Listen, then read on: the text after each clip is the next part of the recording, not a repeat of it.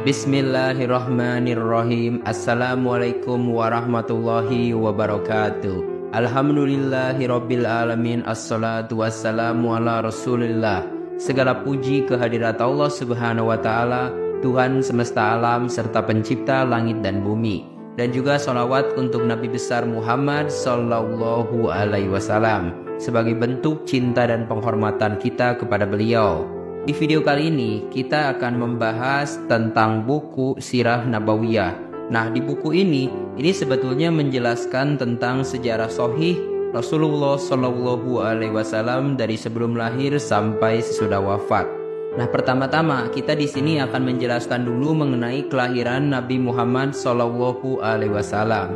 Dalam kisah kelahiran Rasulullah, terang berderanglah pagi di Mekah pada Senin tanggal 9 Rabiul Awal, sebuah awal yang memuliakan. Seiring peristiwa Perang Gajah, bahkan setelah 40 tahun masa pemerintahan Kisra Anushirwan, menurut para ulama terkemuka seperti Muhammad Sulaiman Al-Mansyurfuri dan peneliti astronomi Mahfud Fasa, tanggal 20 atau 22 April tahun 571 Masehi adalah saat di mana sinar harapan menyinari langit.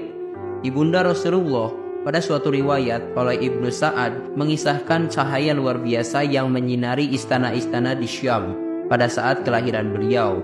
Riwayat serupa disampaikan oleh Ahmad Ad-Damiri dan banyak lainnya.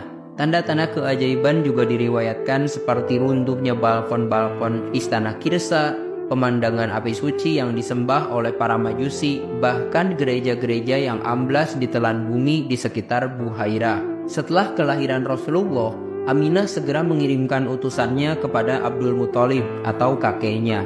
Dengan sukacita, Abdul Muthalib tiba dan masuk ke Ka'bah untuk berdoa kepada Allah sambil bersyukur. Dalam momen tersebut, ia memilih nama Muhammad yang belum dikenal oleh banyak orang Arab saat itu. Pada hari ke-7, sebuah tradisi Arab, Rasulullah juga disunat.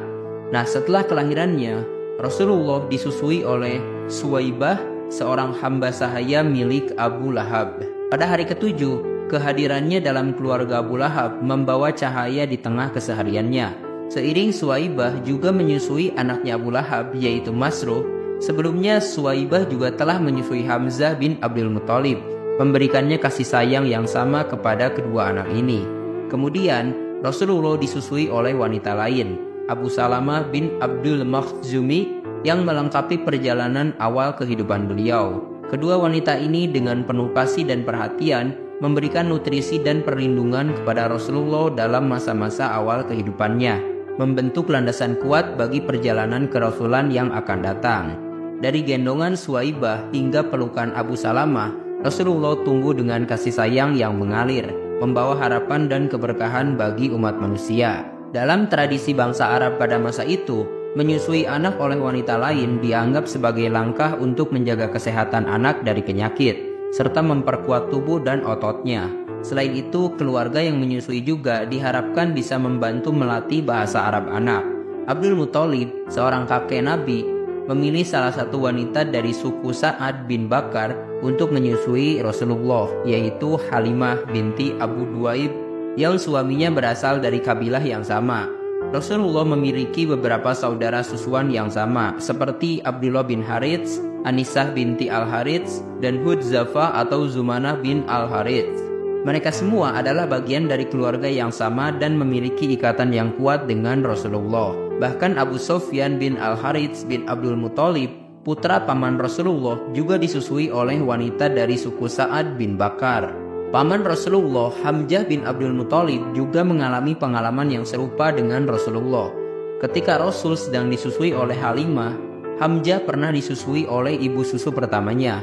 Dengan demikian, Hamzah memiliki saudara susu dari dua sumber yang berbeda, yaitu dari Suwaibah dan Halimah. Tergambar betapa pentingnya peran wanita-wanita yang menyusui dalam membentuk kehidupan awal Rasulullah Shallallahu Alaihi Wasallam. Melalui kebaikan dan kasih sayang mereka, Rasul tumbuh dengan berkah dan kekuatan yang luar biasa, siap mengemban misi kerasulan yang akan datang. Ketika Halimah bercerita, cahaya keberkahan menyinari setiap kata yang ia ungkapkan. Bersama suaminya, mereka berangkat meninggalkan kampung halaman, membawa bersama anak susuannya dan beberapa wanita dari suku Sa'ad. Musim paceklik melanda, meninggalkan mereka dalam keadaan kekurangan. Mereka berusaha bertahan dengan kendaraan yang usang, tak mampu menghasilkan seberkas susu pun. Setiap malam dipenuhi tangisan lapar yang tak kunjung reda. Air susu Halimah telah kering. Begitu juga unta tua yang mereka bawa. Namun harapan tidak pernah padam, sampai akhirnya mereka tiba di Mekah mencari bayi yang bisa disusui. Namun saat Rasulullah ditawarkan kepada wanita-wanita di kelompok mereka menolak setelah mengetahui bahwa beliau adalah anak yatim. Halimah sendiri merasa ragu. Mereka ragu akan balasan apa yang akan diberikan oleh ayah bagi yang disusui. Namun di tengah ketidakpastian, Halimah memutuskan untuk mengambil langkah berani. Ia bersumpah demi Allah untuk mengambil anak yatim itu. Suaminya menyetujuinya, berharap bahwa langkah tersebut akan membawa keberkahan bagi mereka. Saat Halimah menggendong Rasulullah, ia tidak merasakan beban apapun. Di saat-saat paling sulit, keajaiban terjadi. Rasulullah menyedot air susu yang kering, memberikannya kekenyangan yang sangat dibutuhkan. Bahkan unta tua mereka yang sebelumnya tidak menghasilkan susu, tiba-tiba penuh dengan air susu, memberi mereka kenikmatan yang tak terduga. Dan pada pagi hari, suaminya menyadari keajaiban yang terjadi. Halimah dengan tulus berharap bahwa keberkahan akan mengiringi langkah mereka. Dalam cerita Halimah, terpancar kekuatan kepercayaan dan harapan yang tak tergoyahkan serta keteguhan hati dalam menghadapi cobaan. Sebagai wanita yang berjuang melalui kesulitan, Halimah membagikan cerita ini dengan penuh rasa syukur dan kekaguman. Baginya, keberkahan yang dibawa oleh Rasulullah tak terhingga harganya, dan harapannya adalah agar keberkahan tersebut terus mengalir bagi mereka semua. Setelah perjalanan panjang, kami kembali ke rumah kami di negeri Bani Sya'ad. Keajaiban terus mengiringi kami dengan keledai yang semakin kuat dan tanah yang semakin subur. Domba-domba kami datang dengan perut kenyang dan susu yang penuh. Sementara hewan gembalaan milik orang lain kembali dalam keadaan lapar dan tidak menghasilkan setetes susu pun. Selama Rasulullah disusui, keberkahan dan tambahan rizki terus mengalir kepada kami. Setelah 2 tahun, kami pun menyapihnya. Rasulullah tumbuh menjadi anak yang berbeda dari yang lain, dengan tubuh yang kokoh dan kuat.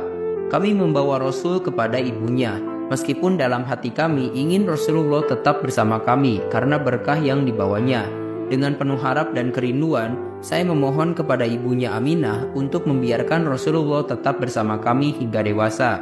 Demikianlah Rasulullah kembali ke tengah Bani Sa'ad. Beberapa bulan setelahnya, terjadi peristiwa yang dikenal sebagai pembelahan dada Rasulullah. Menurut Ibnu Ishaq, kejadian itu terjadi pada saat usianya beberapa bulan. Namun menurut pendapat para peneliti, peristiwa tersebut terjadi pada Rasul saat berusia 4 tahun. Dari Anas berkata, ketika Rasulullah bermain bersama teman-temannya, beliau didatangi malaikat Jibril. Dan malaikat Jibril memegang beliau dan menelantangkannya. Kemudian dia membelah dadanya dan mengeluarkan hati beliau seraya berkata, "Ini adalah bagian setan yang ada pada dirimu." Lalu Jibril mencucinya dalam wadah dari emas dengan menggunakan air zam-zam dan memasukkannya ke tempat semula. Anak-anak yang lain berlarian ke ibu susuannya masing-masing dan mengatakan bahwa Muhammad telah dibunuh. Mereka pun mendatangi beliau dan menemukan beliau dalam keadaan baik dengan wajah yang semakin berseri-seri. Anas berkata, "Sungguh aku pernah melihat bekas pembelahan tersebut di dadanya." Hadis riwayat Muslim. Kejadian pembelahan dada Rasul itu menimbulkan kekhawatiran pada Halimah, sehingga ia memutuskan untuk mengembalikan Rasulullah kepada ibunya. Rasul hiduplah bersama ibunya atau Aminah sampai dia berusia 6 tahun. Aminah merasa perlu untuk mengunjungi makam suaminya di Yathrib yang didukung oleh Abdul Muthalib.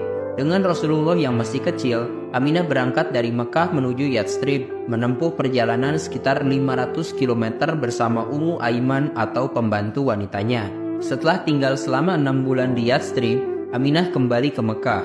Namun dalam perjalanan pulang, Aminah mulai menderita sakit. Penyakitnya semakin parah saat mereka singgah di Abwa, sebuah kota di antara Mekah dan Madinah. Di tanah Abwa inilah Aminah atau ibundanya Rasul itu meninggal dunia. Abdul Muthalib semakin mendalamkan rasa kasih dan sayangnya terhadap Muhammad. Melihat cucunya yang yatim piatu harus menghadapi berbagai kesulitan, Abdul Muthalib merasakan luka yang mendalam di hatinya. Kasih dan perhatian yang diberikannya kepada Rasul itu begitu besar. bahkan melampaui cinta yang dirasakannya terhadap anak-anaknya sendiri. Abdul Muthalib bertekad untuk tidak meninggalkan cucunya seorang diri, memprioritaskan perlindungan dan dukungan untuk Muhammad. Suatu ketika, terjadi sebuah insiden di dekat Ka'bah yang menggambarkan ikatan emosional antara Abdul Muthalib dan cucunya. Putra-putra Abdul Muthalib biasanya menghormati tempat duduk ayah mereka. Tetapi ketika Rasul duduk di atas sebuah dipan, paman-pamannya hendak memindahkannya. Namun Abdul Muthalib melihat keajaiban itu dan dengan tegas menyatakan bahwa Muhammad akan memiliki kedudukan yang istimewa. Ia bahkan duduk bersama Rasulullah di dipan itu, mencerminkan kasih sayang yang mendalam. Singkat cerita, Abdul Muthalib pun meninggal ketika Rasulullah berusia 8 tahun, meninggalkan amanat pengasuh kepada saudara ayah Rasul yaitu Abu Thalib. Abu Thalib dengan sepenuh hati menjalankan tanggung jawabnya terhadap anak saudaranya Rasulullah. Baginya, Rasulullah bukannya hanya keponakan, tetapi seperti anak sendiri. Seperti kakeknya, Abdul Muthalib juga memberikan prioritas kepada Rasulullah di atas putra-putranya sendiri. Hingga usia 40 tahun, Rasulullah tetap berada di bawah perlindungan dan perhatian penuh pamannya Abu Thalib. Abu Thalib juga rela mengorbankan segalanya untuk menjaga dan melindungi Rasulullah. Dia bahkan siap untuk menjalin persahabatan atau menghadapi permusuhan demi membela Rasulullah. Hal ini menjadi bukti betapa besar pengorbanan dan kesetiaan Abu Thalib terhadap keponakannya, yang akan kita bahas lebih lanjut dalam bagian berikutnya. Alhamdulillahirabbil alamin. Assalatu wassalamu ala Rasulillah. Mungkin untuk video kali ini sekian dulu. Silahkan dukung teman-teman untuk channel ini dengan klik tombol like, subscribe channel ini, dan bagikan kepada teman-teman kalian. Semoga dengan membagikan itu bisa menjadi amal jariah untuk teman-teman sendiri.